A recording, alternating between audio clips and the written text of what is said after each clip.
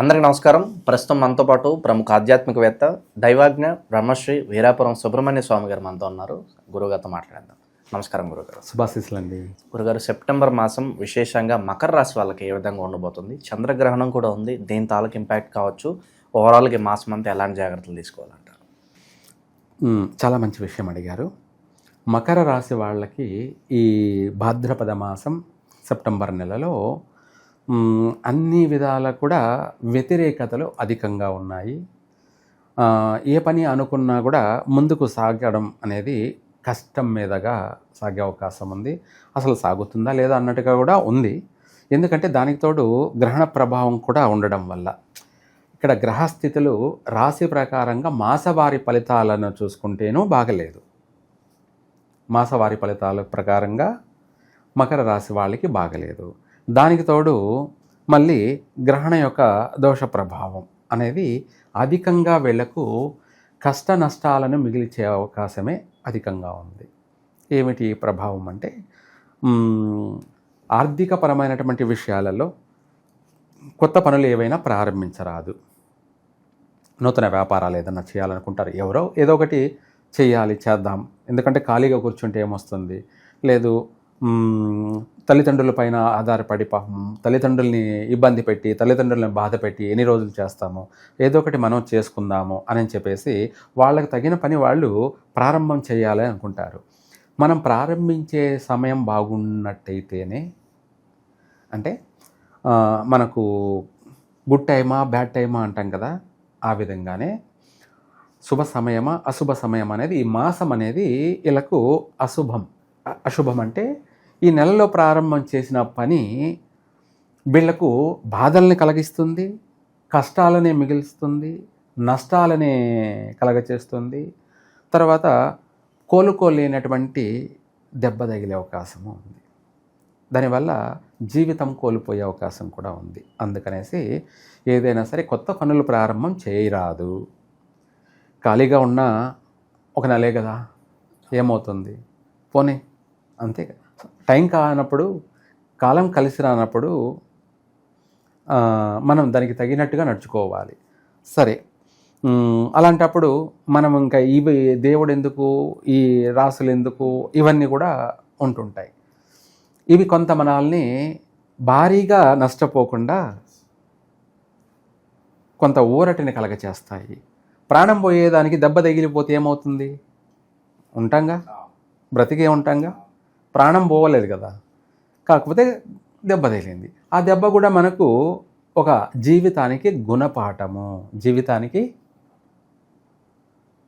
అవి తగులుతూ ఉంటేనే ప్రతి ఒక్కడికి దేవుడున్నాడు అని ఎవరికైనా గుర్తు, ఎవరికైనా అంతే కదా. ఇప్పుడు మన ఇష్టం వచ్చేట్టు మనం చేసామనుకోండి, మనకంటే పెద్దవాళ్ళు అయినటువంటి తల్లిదండ్రులు మంచి పని అయితే దాన్ని వాళ్ళు మావాడు బంగారం, మావాడు మంచివాడు, ఏది చేసినా మంచి పని చేస్తాడంటారు. లేదనుకోండి, మనం చేసింది కరెక్ట్ అని మనం అనుకోండి, అది ప్రకృతికి, కుటుంబాలకి, అంటే సంఘానికి, అన్నిటికీ నష్టం కాగజేసేది అయిందనుకోండి, తల్లిదండ్రులు 2 బీకుతారు. ఏం చేస్తారు? ఆ 2 దెబ్బ బీకినప్పుడు మనిషికి దెబ్బ పడగానే భయము, ఒక తెలియనటువంటి ఒక భయము అనేది జరుగుతుంది. ఎందుకంటే ఇంకోసారి చేయాలంటే మళ్ళీ కొడతారేమో అనేది అలా.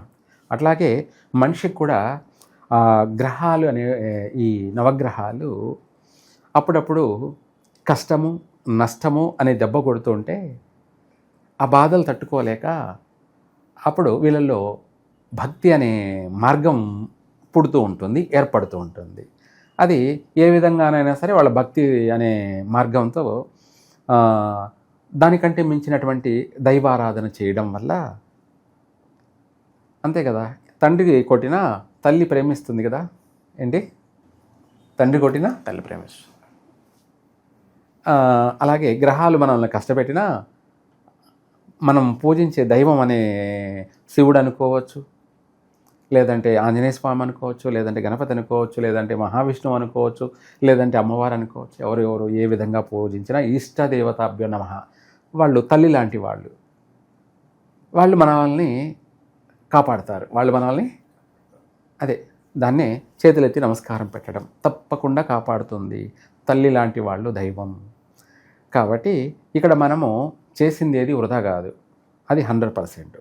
అయితే ఏమిటి ఇదంతా అంటే మనకు కష్టాలలో మాత్రమే మనము దైవారాధన చేయడం ఇంపార్టెంటు. బాగున్నప్పుడు చేసినా చేయకపోయినా కష్టం వచ్చినప్పుడు మాత్రమే, ఎందుకు అది దెబ్బ తగిలినప్పుడే కదా మందు పోసుకుంటాము, ఎందుకంటే అది చెడిపోకుండా ఉండడానికి. మందు పోయలేదనుకోండి అది పుండైపోవచ్చు, చీంకారచ్చు, లేదంటే పురుగులు పడి అంటే ఇన్ఫెక్షన్ అయి పెద్దగా ప్రమాదం ప్రాణ నష్టం దాకా పోవచ్చు. అందుకనే దానికి మందు పూసామనుకోండి మానిపోతుంది. కష్టం వచ్చినప్పుడు భగవంతుడిని ఆరాధించామనుకోండి బాగుపడతాం, చెడిపోంగా బాగుపడతాం అన్నది ఇది. మనం చెప్పే ప్రతి అంశం కూడా ఏది చెప్పినా ఎన్ని చెప్పినా ఎవరు ఎన్ని చెప్పినా ఎవరు ఏది చేసినా వాళ్లకు బాగుపడడానికి, మంచి మార్గంలో నడిపించడానికి. వాళ్ళు బాగుంటారు, వాళ్ళు బాగున్నప్పుడు మనము బాగుంటాం. ఇది 100% సత్యం, ఇది అక్షర సత్యం. అయితే ఈ రాశి వాళ్ళకి సర్వ విధాల ఈ భాద్రపద మాసం అంతా కూడా అధికంగా ఆటంకాలు ఉన్నాయి. వివాహ ప్రయత్నాలు చేయొద్దు, నూతన వ్యాపారాలు చేయొద్దు, ఉద్యోగాలలో కూడాను అధికంగా శత్రువులు అధికమయ్యే అవకాశం ఉంది. మనం ఏదైనా ప్రమోషన్ వస్తుంది మనం అనుకుంటే ఉన్న జాబుకే ఉన్న ఉద్యోగమే ఊడిపోయే సమస్యలు కూడా ఉన్నాయి. అందుకనేసి ఎక్కువ శాతం వీళ్ళు మౌనం ఉండడం మంచిది ఒకటి. రెండవది వచ్చేసి వీళ్లకు ఈ చంద్రగ్రహణ ప్రభావం అనేది కూడా ఇంకా తీరని నష్టాన్ని కలగచేసే అవకాశం అధికంగా ఉంది. దానికోసము ఓవరాల్గా ఏంటంటే ఈ యొక్క మకర రాశి వాళ్ళందరూ కూడా ఈ గ్రహణ ప్రభావం నుంచి బయటపడడానికి, ఆర్థిక పరంగాను ఆరోగ్యపరంగాను అన్ని విధాలా బయటపడడానికి ఇవన్నీ చెప్పడం కన్నా ఒక మంత్రం చెప్తే సరిపోతుంది వీళ్ళకు.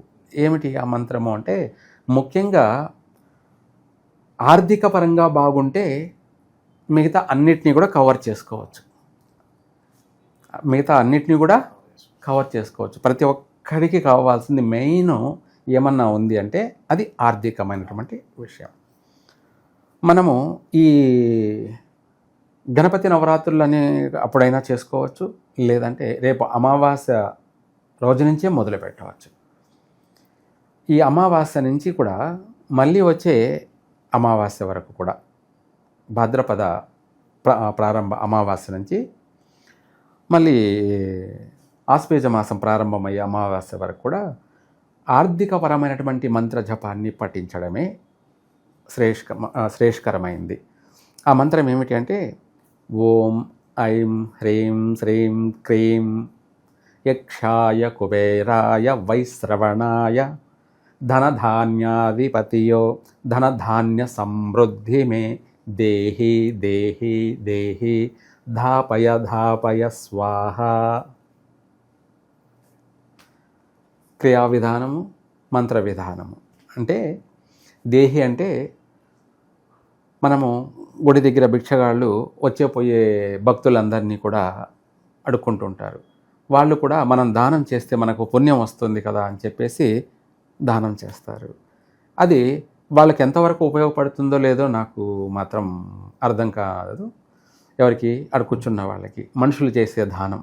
కానీ ఇక్కడ సాక్షాత్కారంగా మనము ధాన్యాధిపతి అయినటువంటి కుబేరుని యొక్క అనుగ్రహం కలగడం కోసం, మనం కూడా కుబేరులం కావడం కోసం, కుబేరుని యొక్క అనుగ్రహం కలిగితే ఏమవుతుంది, మనము కుబేరులమే. ఇంకా మిగతా 10,000 సమస్యలనైనా కూడా చీల్చి చెండాడగలం. మిగతా ఎన్ని సమస్యలనైనా కూడా చీల్చి చెండాడగల శక్తి సామర్థ్యత మనలో కాస్త ధైర్యం ఉంటుంది. మన దగ్గర డబ్బు ఉంది అనుకోండి, 100 మందితో యుద్ధం చేసేంత కెపాసిటీ, మనోధైర్యం, మానసికంగా కూడా మనసులో నాకేంలే అన్నంత మనోధైర్యం కలుగుతుంది. దీనికంటే మించినటువంటి ఇంకా వేరే ఏమీ లేదు. అందుకనేసి దీన్ని పొందడానికి ఆ కుబేరుణ్ణి మనం యాచించుకుంటున్నాం. అయ్యా నాకు దానం చెయ్యి అని. ఎవరిని అడుగుతున్నాము? సాక్షాత్తు యక్షుడైనటువంటి, సాక్షాత్తు భగవంతుడు అంటే వెంకటేశ్వర స్వామి ఈయన దగ్గరికి వెళ్ళి అప్పు తెచ్చుకున్నాడు. ఎవరి దగ్గరికి వెళ్ళి? కుబేరుడి దగ్గరికి వెళ్ళి పెళ్లి చేసుకోవడానికి. ఇప్పుడు మనం అంతా కూడా పెళ్లిళ్ళకి అప్పు చేసుకుంటూనే ఉన్నాంగా. ఆయన అప్పు చేయడం వల్లనే మనం అందరం కూడా వివాహాల కోసం అప్పు చేసుకుంటూ ఉన్నాం. పెళ్లి చేయాలంటే మామూలు విషయం కాదు, ఖర్చు అవుతుంది. దానికోసం ఎంత ఉన్నా కూడా ఇంకో కొంతన్నా మనము కట్నాలు ఇవ్వాలి. కట్నాలు ఇచ్చిన తర్వాత పెళ్లి చేయాలంటే ఖర్చు కావాలి. ఆ ఖర్చుకు తగినటువంటి మనం ఎంత అయితే ఉందో అంత అప్పు తెచ్చుకొని అంగరంగ వైభవంగా వివాహం చేసుకుంటాం. అట్లాగే ఆ వెంకటేశ్వర స్వామి శ్రీ పద్మావతి సమేత శ్రీ వెంకటేశ్వరుని వివాహానికి, కళ్యాణానికి సంబంధించి ఆ వెంకటేశ్వర స్వామి ఆయన దగ్గరికి పోయి, అయ్యా నేను పద్మావతి దేవిని, భూదేవిని వివాహం చేసుకుంటున్నాను, నాకు నువ్వు అప్పుగా ఇచ్చావంటే నీకు వడ్డీనే కాదు చక్ర వడ్డీ కూడా కడతాను. ఏమిటి? వడ్డీయే కాదు దాని చక్ర వడ్డీ కూడా కడతాను, కావాలంటే నాకు ఇమ్మని అడిగేటప్పటికి ఆయన ఉండి, ఓ వడ్డీయే కాదు చక్ర వడ్డీ కూడా వస్తుందా అని చెప్పేసి డబల్ వడ్డీ అనమాట. ఏమిటి? ఇప్పుడు మామూలుగా 100 రూపాయలకి 3 రూపాయలు, 2 రూపాయలు, 4 రూపాయలు ఉంటుంది. అది కాకుండా ఇప్పుడు ఎలా ఉందో తెలుసా? రోజువారీ వడ్డీ నడుస్తుంది. రోజువారీ వడ్డీ అంటే 100 రూపాయలకు కానీ లేదంటే 1000 రూపాయలకు కానీ డైలీ 3 రూపాయలు లేదంటే 5 రూపాయలు రోజు వడ్డీ, రోజువారీ వడ్డీ, నెల వడ్డీ కాదు. దాన్నే చక్ర వడ్డీ అంటారు. ఏమంటారు? చక్ర వడ్డీ అంటారు. ఆ విధంగా ఆయన చక్ర వడ్డీ అనేటప్పటికీ రోజు వడ్డీ వస్తుంది అని చెప్పేసి ఆయనకు ఎంత కావాలో అంత ఇచ్చి పంపించాడు. ఆ ధనాన్నంతా కూడా ఏనుగులకు ఎత్తుకొని బారువులు అంటారు. వాటిని ఏమంటారు? బారువులు. వాటికి ఎత్తుకొని చంద్రగిరికి వచ్చి వాళ్ళ అత్తమామలకు చూపించి వాళ్ళని ఇంప్రెస్ చేసి ఆయన వివాహం చేసుకున్నాడు. ఆ వివాహానికి వాళ్ళందరిని ఆహ్వానించినప్పుడు అందరూ వజ్రాలు, వైడూర్యాలు, మనులు, మాణిక్యాలన్నీ, మరకతంబులు అన్నీ కూడా, సువర్ణాలు అన్నీ, మొత్తం సువర్ణం అంటే బంగారం, వెండి, రాగి, ఇత్తడి అన్నీ కూడా తీసుకొచ్చి వాళ్లకు కట్న కానుకలుగా సమర్పించారు. ఆ కట్న కానుకలు వచ్చిన అవన్నీ కూడా ఈయన దగ్గరే ఉండి అవన్నీ కూడా మూటగట్టుకొని, స్వామి ఇది వడ్డీ మాత్రమే. ఏమిటి? వడ్డీ మాత్రమే. మీరు రోజు చక్ర వడ్డీ చెల్లించాలి అని చెప్తే సరే అని చెప్పి ఆయన ఒప్పుకున్నాడంట. ఆ రోజు నుంచి ఈ రోజు వరకు కూడా రోజు వడ్డీ చెల్లిస్తున్నాడు. అంటే భక్తులందరూ కూడా ఆయనకు రోజు 4 కోట్లు 5 కోట్లు ఉండిలో సమర్పిస్తే అది ఆయనకు ప్రకృతి ద్వారా చెల్లిస్తున్నాడు. రోజువారీ వడ్డీ, ప్రతిరోజు దినచర్య వడ్డీ అన్నమాట. ఆ టైప్లో ఈ యొక్క మకర రాశి వీళ్ళు ఒకరిని వడ్డీకి అడగకుండా వీళ్ళే 10 మందికి వడ్డీకి ఇచ్చే అంత స్థాయికి ఎదగాలి అంటే ఈ మాసమంతా కూడా ఈ మంత్రాన్ని పఠించడం వల్ల వీళ్లకు అన్ని విధాల, సర్వ విధాల కూడా ఆర్థిక పరంగా అభివృద్ధి చెందుతారు, స్థిరపడతారు, బాగుపడతారు. ఇదే అసలైనటువంటి, దీనికంటే మించిన పరిష్కార మార్గం ఇంకొకటి లేనే లేదు. ఇంకా వేరే దైవారాధన, ఇదే దైవారాధన, ఇంకా ఇదే, దీనికి మించిన దైవారాధన ఏముంది? మంత్రమే ప్రాణం, బీజాక్షరం, మూల మంత్రం. దీనికంటే మించిన మంత్రం అంటూ ఇంకొకటి లేనే లేదు.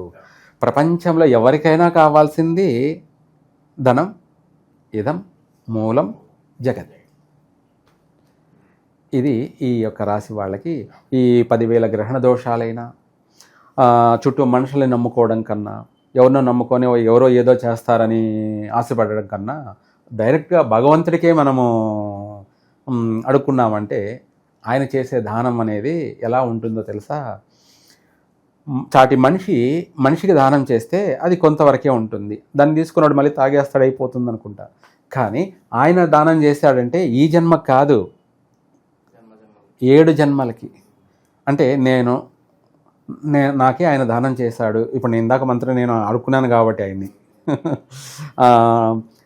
ఇమ్మని, ధనధాన్యాధిపతియో ధన ధాన్యం దేహి అంటే ఇమ్మని, దాపయ అంటే ఇచ్చేశాడు, నేను స్వీకరించేశాను అని పూర్తి అర్థం అది. అలాగే అది నాకు 7 తరాల వరకు ఏమిటి అంటే నా కొడుక్కి, నా కూతురికి, నా కొడుకుల పిల్లలకి అంటే మనవాళ్ళకి, మళ్ళీ వాళ్ళ పిల్లలకి, ముని మనవాళ్ళకి, ఇలా చెప్పుకుంటూ పోతూ ఉంటే 7 తరాల వరకు కూడా అది వస్తూనే ఉంటుంది. భగవంతుడు చేసే దానం ఎలా ఉంటుందంటే అది కలలో కూడా ఊహించలేము. మనుషులను నమ్ముకొని ఎవరో ఏదో ఇస్తారు, వాడు ఇస్తాడు, వాడు నమ్ముకొని మనం ఈ పని చేద్దాం అనుకుంటే వాడు ఇవ్వచ్చు, ఇవ్వకపోవచ్చు. అదే భగవంతుడిని అడుక్కున్నామంటే ఆయన తప్పకుండా ఇచ్చి తీరాల్సిందే. ఇక్కడ చాటి మనిషే మనకు రూపాయో 10 రూపాయలు 100 రూపాయలు దానం చేసినప్పుడు భగవంతుడు ఎందుకు దానం చేయకుండా పోతాడు? అది అసలైనటువంటి రెమెడీ. ఓకే, ఇక వాస్తుపరంగా న్యూమరాలజీ పరంగా ఏదన్నా సూచనలు ఉన్నాయి ఏ రాశి వాళ్ళకి?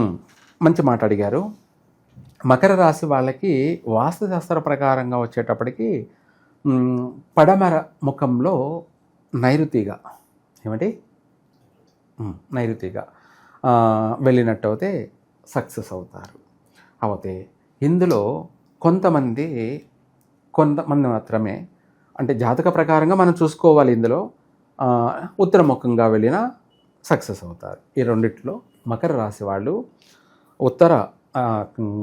ఉత్తరం కానీ లేదంటే పడమర నైరుతి దిశగా కానీ బయలుదేరి వెళ్ళినట్టయితే ప్రతి రంగంలోనూ విజయాన్ని సాధించగలుగుతారు. న్యూమరాలజీ విషయానికి వచ్చేటప్పటికి వీళ్ళ యొక్క జాతక రీత్యా 4, 5, 8, 9 4, 5, 8, 9 ఇవి వీళ్ళకు మకర రాశి వాళ్ళకి అదృష్టప్రదమైనటువంటి సంఖ్య. వీళ్ళు కారు కొన్నా, బైక్ కొన్నా, స్కూటీ కొన్నా, లేదంటే ఒక ఫోన్ సిమ్ము కొన్నా ఆ నెంబర్లో ఇవే వచ్చేలాగా చూసుకోవాలి. మళ్ళీ వాటిని కలిపి కూడుకుంటే టోటల్ వచ్చేటప్పటికి కూడా 4 టోటల్ కానీ, 5 టోటల్ కానీ, 8 టోటల్ కానీ, 9 టోటల్ కానీ, ఈ 4 టోటల్లో ఏ టోటల్ వచ్చినా కూడా వీళ్ళకు చక్కగా కలిసి వస్తుంది. ఓకే, సో ఓవరాల్గా మకర రాశి వాళ్ళందరికీ సెప్టెంబర్ మాసం ఏ విధంగా ఉండబోతుంది అనేది చాలా బాగా వివరించారు. ధన్యవాదాలు గురుగారు. సర్వే జన సుఖినో భవంతు.